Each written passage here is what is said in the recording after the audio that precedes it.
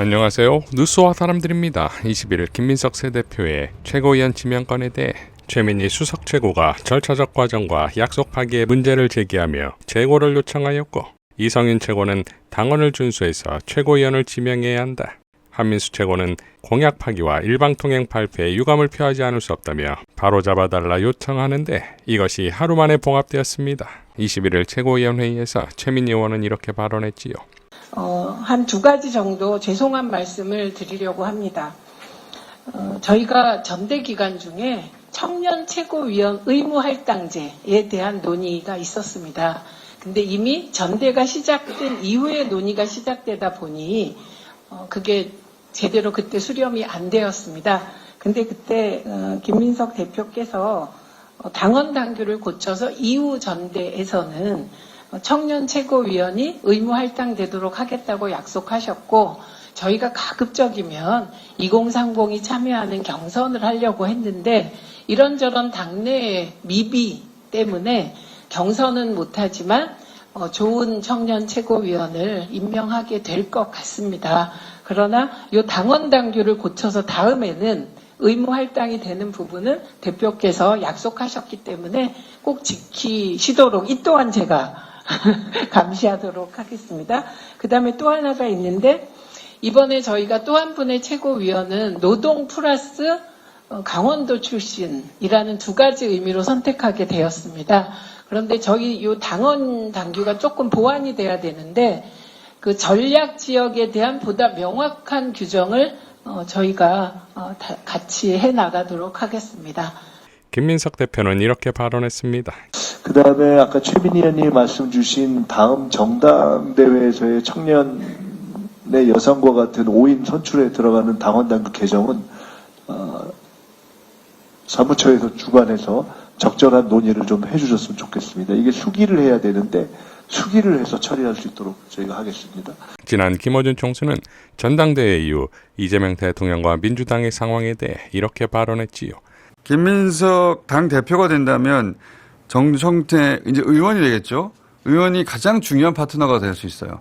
지금 민주당 의원 중에 정청래 의원만큼의 영향력을 가진 사람이 없습니다. 이제는.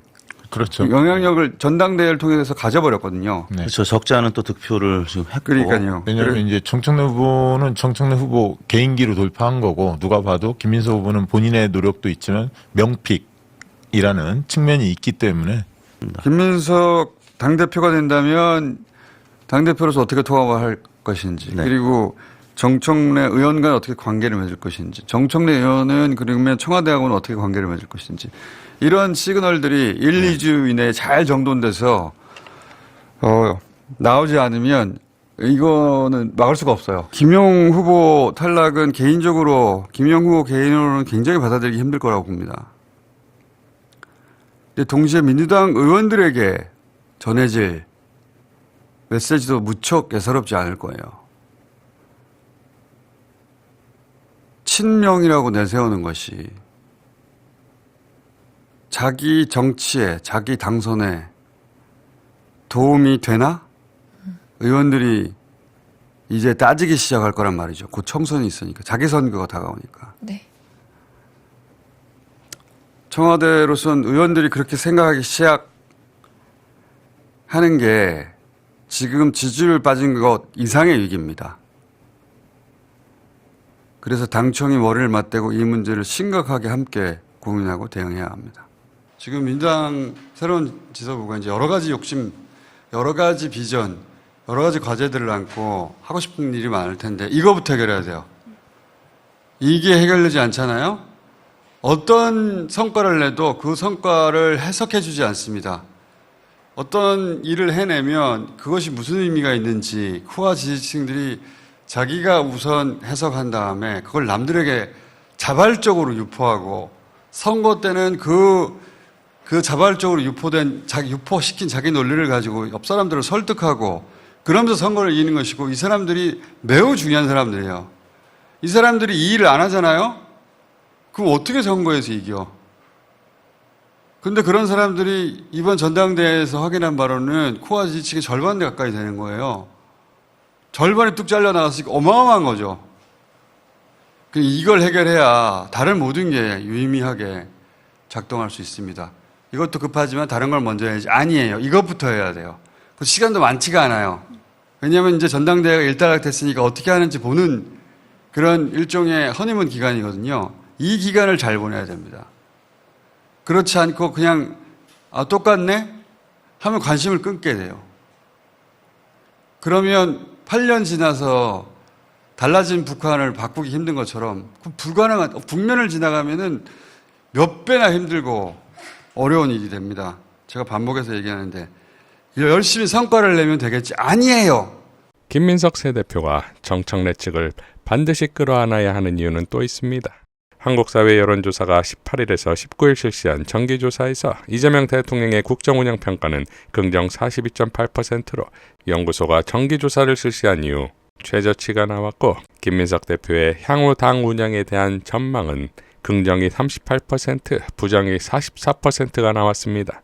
즉, 김민석의 당선이 대통령의 지지율을 끌어올리지 못한 것이고, 김민석에 대한 낮은 기대감은 곧 이재명 대통령에게도 영향을 끼칠 것이며, 특히 찐명픽 김용의 낙선을 보는 의원들의 마음가짐도 변화가 생기겠지요.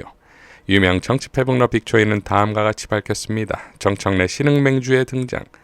팬덤 만드는 건 하세월이지만 원수 만드는 건 순식간이다. 이번 전당대회 가장 안타까운 것은 오래된 지지자 그룹의 상당수를 원수로 만들었다는 것이다. 문제는 정청래 지지 그룹이 매우 공고하다는 것이 확인되었고, 그 숫자는 40%는 확실히 넘는다는 것이다. 서울 경기 의원들은 이제 정청래 눈치를 보게 될 것이다. 개파를 만들 수도 개파에 끼워주지도 않던 정청래 의원이 단숨에 최대 지지 그룹을 확보해버린 것.